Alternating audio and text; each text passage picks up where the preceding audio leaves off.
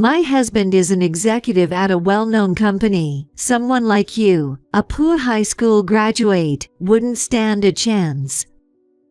Alex next to me heard that and whispered to me, Cheryl's husband is the sales manager at that famous Royal Insurance. I was quite surprised by these words. Your husband is the sales manager at Royal Insurance, but the name is... Oh, do you know my husband? My current last name isn't Martin, you know. I went by Martin at the reunion to avoid confusion, but now my surname is Green. Does that match the sales manager's name you know? Finally, I understood everything. Life is really interesting. It's full of unexpected events. As I was marveling at fate's twist, an email arrived on my phone at just that moment. I was even more surprised when I saw the email. I can't believe I got this email at this time. Now I can get revenge on Cheryl. When Cheryl heard me talking to myself, she looked at me doubtfully. I told her, "Too bad. Tomorrow's the deadline for the $10 million contract." What? Cheryl looked stunned and confused. Oops, my bad. Can't talk more about it. It's business. But one thing I can say, you're going to hell from tomorrow. I smirked fearlessly. My name is Thomas Miller. And this year, I finally turned 40. I was raised in a single parent ever since my father passed away in an accident when I was in the 4th grade. As the eldest son in a large family with 2 younger sisters and 2 younger brothers, we were hardly wealthy compared to the average household. In short, it was a pretty poor family. That's why I decided to work after finishing high school to help ease the family's financial strain. Nowadays, you need to at least graduate from university, or you'll struggle later. You have good grades. It's such a waste. I think you can manage a public university, so please go. My mother earnestly advised me to continue to university. However, I wasn't particularly fond of academic study and didn't mind starting work after finishing high school. In my mind, school and university was a place for those who wanted to study. If you didn't want to study, there was no need to pursue further education. I still believe this to be true. I had a stronger desire to earn money and learn useful knowledge in the real world. I think graduating from university might have its benefits. There is some fun in going to university and hanging out with friends, but the desire to earn money outweighs that. If I ever want to go to university, I can always take online classes or attend night classes, so it'll work out. I reasoned with my mother. I didn't have to go to university afterwards, so I didn't go to online courses or night classes. Since I started working right after high school graduation, I now have 22 years of work experience at the age of 40. If I had graduated from university, 22 years would put me in my mid-40s, so I feel a sense of superiority that even after 22 years, I'm still actively working in my prime. Although I was once looked down upon for my lack of formal education, I now genuinely appreciate having built my career through early hardships. If I could meet my younger self, I'd advise, there's no need to go to university. After graduating high school, I got a job at the automotive sheet metal factory. Usually companies don't hire people without a license, but the president of this company was a friend of my late father, so even I without a license could work. If he hadn't employed me, I wouldn't be where I am today. I really appreciate him. I worked hard as a mechanic's apprentice until I was 18. Then I got my driver's and mechanic's license. Now, I have the qualifications of a SE Master Mechanic. It was by chance that I joined a company, but once I started driving, I grew to love cars so much. I wonder if working straight after high school was fate. Although I don't do maintenance work on cars now that I've been promoted, I still love cars. I'm looking forward to tinkering with my car on my day off. I'm married at 30 and have 2 children. My work and personal life are fulfilling, and I have no complex about being a high school graduate. One day, while living such a fulfilling life, I received a letter of invitation for the reunion. It brought back memories of my high school days. There are classmates I don't want to see, but I definitely want to see Alex Nelson, the only one who understood and supported my situation when I said I would work after high school. I don't know what he thinks, but at that time, I considered Alex my best friend. He went to university, and our lives diverged so much that we naturally lost touch. However, deep down, I always wanted to see Alex again and share a drink with him. And I wanted to see my homeroom teacher in my last year of high school because she helped me. As I was pondering whether to attend due to my busy work schedule, my wife gave me a precious piece of advice. Before we get married, you always said you wanted to see Alex again. Isn't this a chance? Work will go on without you, but the reunion might not come again. She was right.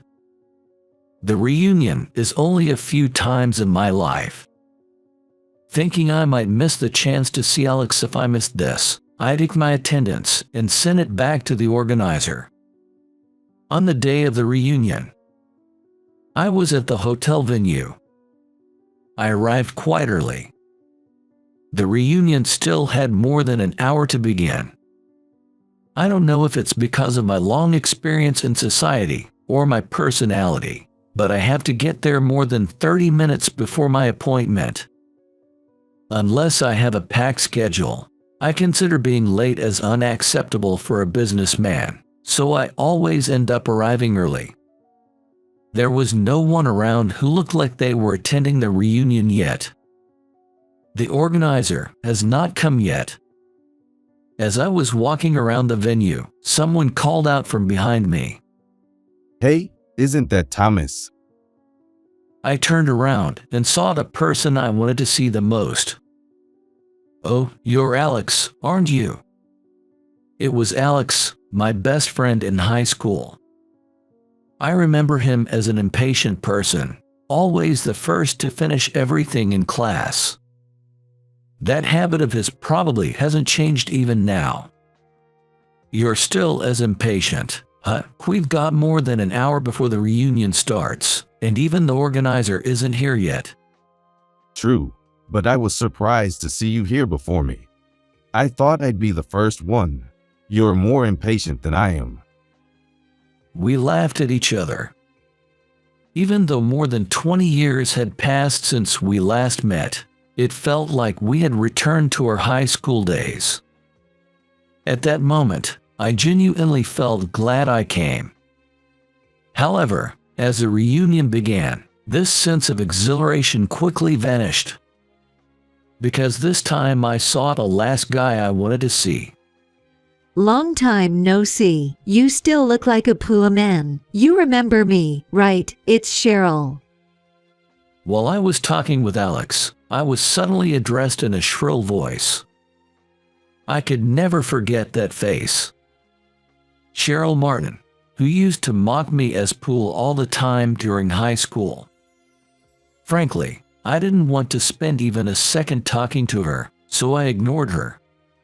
Oh, why ignore me? A beautiful and wealthy woman is trying to talk to you. If we weren't classmates, we'd be worlds apart and never have the chance to talk.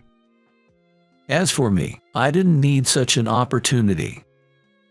Cheryl isn't that beautiful, and more importantly, I have a loving wife. Her words meant nothing to me. I was certainly Pooh in high school. There was a lunch day once a month at my school. Knowing my mother was too busy with work every day, I never told her about it and always skipped lunch on that day. Alex, aware of my situation, would share a bit of his lunch, but it was never enough, and my stomach would rumble during afternoon classes. Cheryl, who was sitting next to me, mocked me for that. Thomas's stomach is so loud, I can't concentrate on the class. Poor people can't even eat lunch. Thomas's father has passed away, and H is a single-parent family. His mother is struggling. Don't mock him like that. Normally, people have insurance or savings for emergencies, right? His family is too poor to have been able to afford it.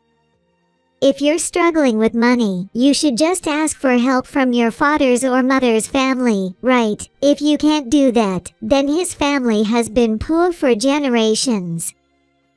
My parents were both from single parents, so my family certainly wasn't rich. But why should I be mocked by Cheryl for that? Is being poor a crime? She acted as if poor people didn't even deserve to exist. It was truly humiliating.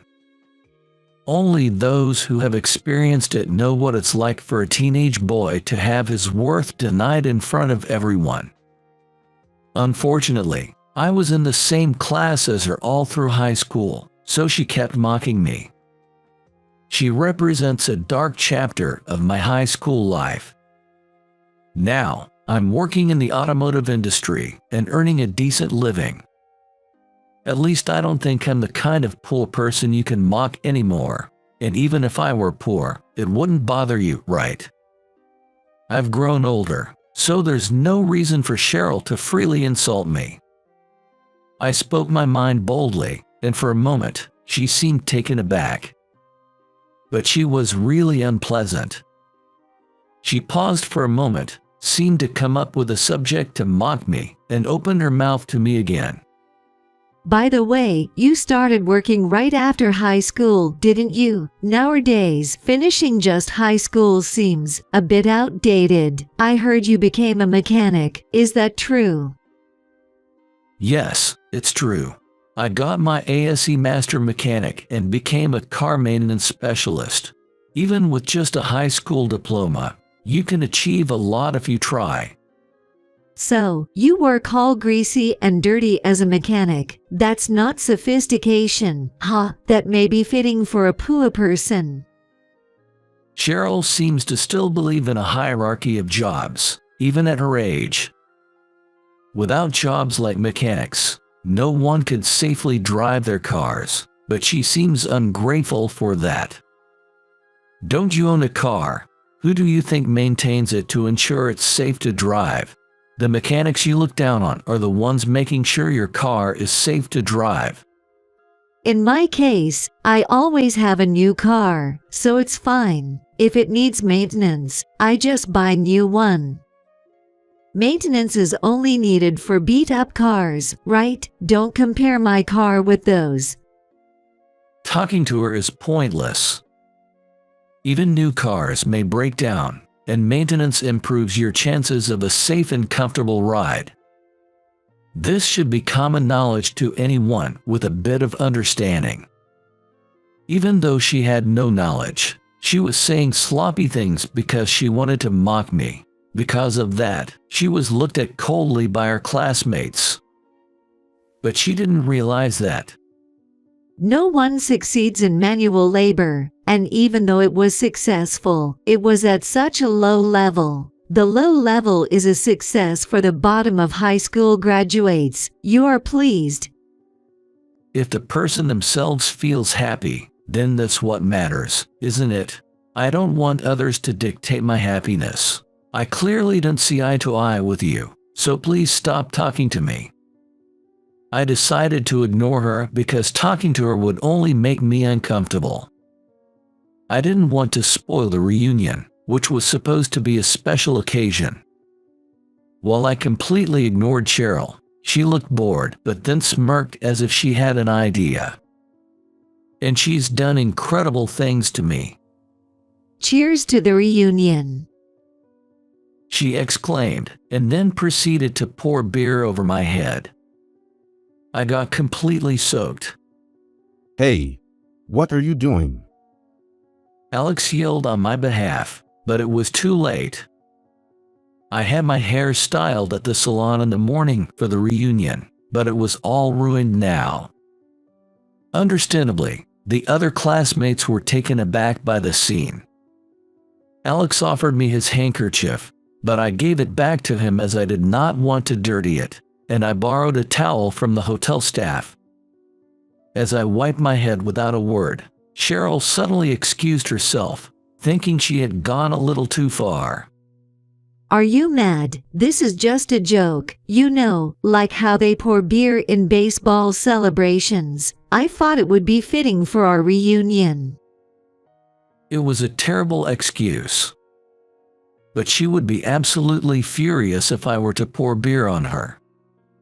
I was silently wondering how I could get revenge on Cheryl. It's not just about this incident. Considering everything up to now, I feel I need to do something significant to her. Otherwise, I won't be satisfied. I wanted to enjoy and end the reunion on a good note, but I decided to deal with this woman. Cheryl didn't like that I was silent, so she started bad-mouthing me again. What's going on? Why are you ignoring me even though I'm apologizing to you? I've always disliked your attitude. Poor people can't even understand jokes, so it's really annoying. If my memory serves right, Cheryl hasn't uttered a single word of apology. Yet, she's playing the victim as if she had apologized and wasn't forgiven. She is really disrespectful. Cut it out. You haven't apologized at all. Don't think you can get away with this. I could sue you and claim damages. Go ahead, try it. My husband is a big deal. Do you know what happens when you turn my husband into an enemy? She scoffed, looking down on me. Who cares who your husband is? I'll put both of you in your place. You think I can take on your husband? My husband is an executive at a well-known company. Someone like you, a poor high school graduate, wouldn't stand a chance. Alex next to me heard that and whispered to me. Cheryl's husband is the sales manager at the well-known Royal Insurance. Hearing that, I was extremely surprised. Your husband works as the sales manager at Royal Insurance, but the name is... Oh, do you know my husband? My surname isn't Martin anymore. I used Martin at the reunion to avoid confusion, but it's now Green. Does that match the sales manager you know? Finally, everything clicked. Life is truly fascinating. It's a series of unexpected events. As I was marveling at fate's twist, an email arrived on my phone at just that moment. I was even more surprised when I saw the email. I can't believe I got this email at this time. Now I can get revenge on Cheryl. When Cheryl heard me talking to myself, she looked at me doubtfully. I told her, "Too bad. Tomorrow's the deadline for the $10 million contract." What? Cheryl looked confused. Oops, my bad. Can't talk more about it. It's business. But one thing I can say, you're going to hell from tomorrow. I smirked fearlessly. The next day, there was a call from Cheryl at my office. My secretary transferred the call to me. You have a call from Cheryl. She calls herself your classmate. What should I do? I hadn't expected her to call my office, but knowing it was Cheryl, I could guess the reason. I was curious to know what Cheryl would say, so I decided to take the call. Hello, I'm on the line. My husband is demanding a divorce. I don't understand why, but he mentioned something about disrespecting you. What's going on? Do something. Even if you suddenly call me and ask to fix your marriage crisis, there's nothing I can do about it. You should discuss it with your husband. It's none of my business." As I was about to hang up the phone, Cheryl started to panic and apologized hastily. "I'm sorry, don't hang up. It seems my husband is terminating the contract with your company. The $10 million contract termination you mentioned yesterday, that's what it meant, right?" Well, yes, that's what it meant. But either way, your calling me won't change my mind. Your divorce is pretty much confirmed.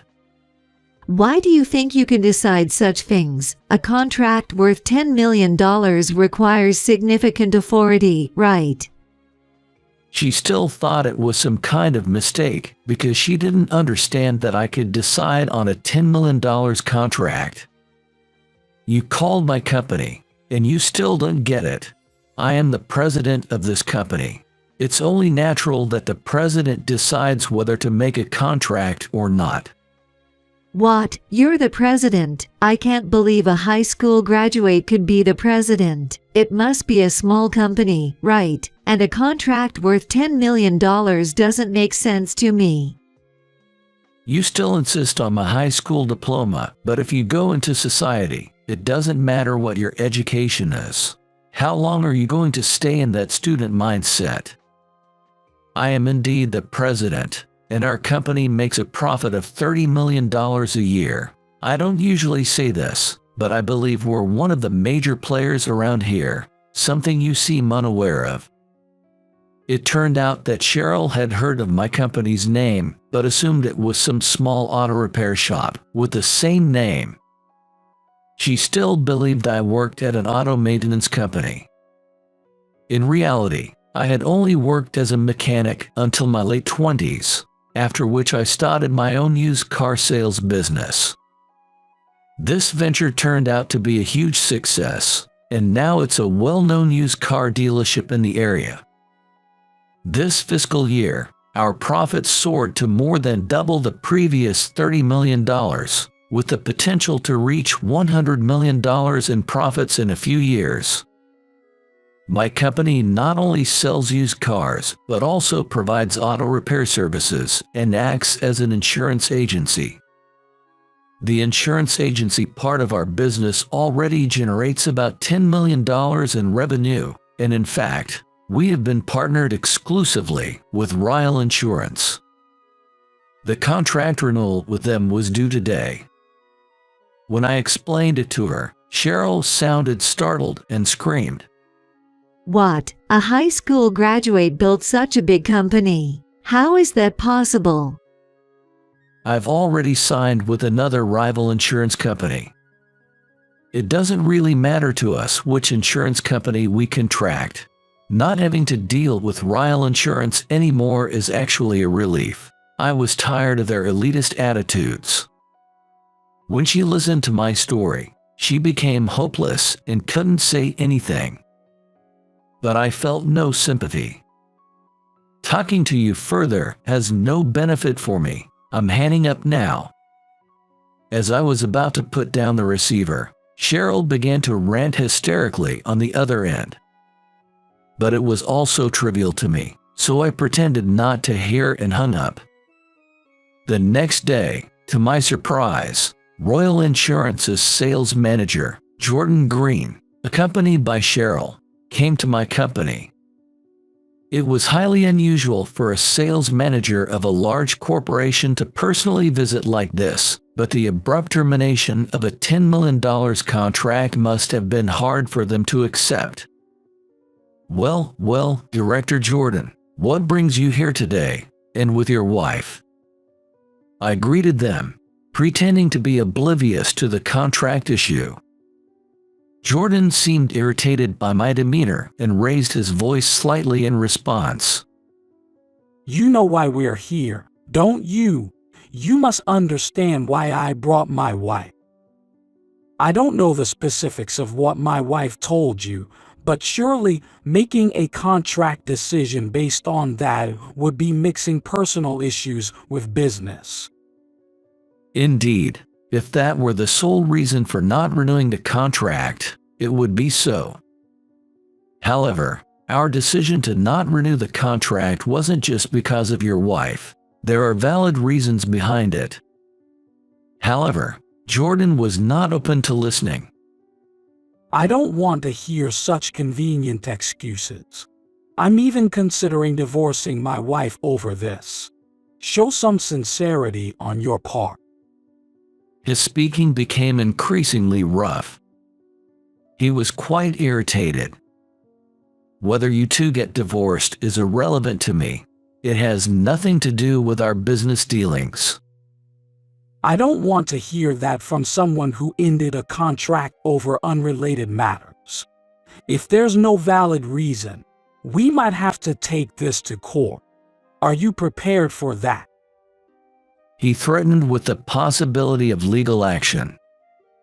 Did he think that would freak me out? If the reason for terminating the contract is because of a dispute with Cheryl, I will be at a disadvantage if it goes to court. However, that was not the case. I decided to explain the situation to Jordan. Actually, we received an internal email alleging that your insurance representative and our company were colluding to sell unnecessary contracts to clients. I paused there to gauge Jordan's reaction. He was visibly shocked, at a loss for words. His earlier bravado had vanished, replaced by streams of cold sweat and a pale face. Moreover, the email stated that the sales manager of Royal Insurance suggested giving kickbacks, and that's what the insurance agent has been doing. But since the email was anonymous, we couldn't just take it at face value. That's why I ordered the formation of an internal investigation team to find out the truth. And what did you find? Jordan asked me weakly. When we questioned the insurance agent, they initially denied it, but ultimately confessed. This happened just one day before the negotiation for the contract extension with your company. I found out about it through an email during the reunion and instructed to void the contract immediately. That's how we narrowly avoided finalizing the agreement. That email at that time, Cheryl seemed to recall our interaction during the reunion. I can't believe you received such an email at that time. It's the consequence of your own actions. Of course, I've already reported this matter to your company's president, and I expect a decision will be made soon. Cheryl, now fully aware of the details, suddenly raised her voice. I wasn't at fault, so the divorce should be called off. If you still want a divorce, expect a significant settlement from me. After all, the contract termination was all you're doing. My decision to consider divorce isn't solely based on the contract issue. It's because you fail as a homemaker. You don't do household chores, you neglect parenting, and you've changed a lot since we married. In front of me, the two started arguing vehemently, pointing out each other's flaws. If we're getting divorced, I'm taking the assets. If you don't like that, you should apologize to me. As if I'd ever do that. You don't do any housework and just waste money. I should be the one claiming alimony from you. Now both of you, get out, and don't show your faces here again. When I said that, both of them suddenly started crying out loud. They had probably never been told that by others before. Oh, before you go, let me share one piece of interesting information. I heard from the insurance agent involved in the kickbacks that half of that money was going to Director Jordan, and he was spending it at hostess clubs. Really? Hostess clubs, so he wasn't saving but blowing it all there. Exactly.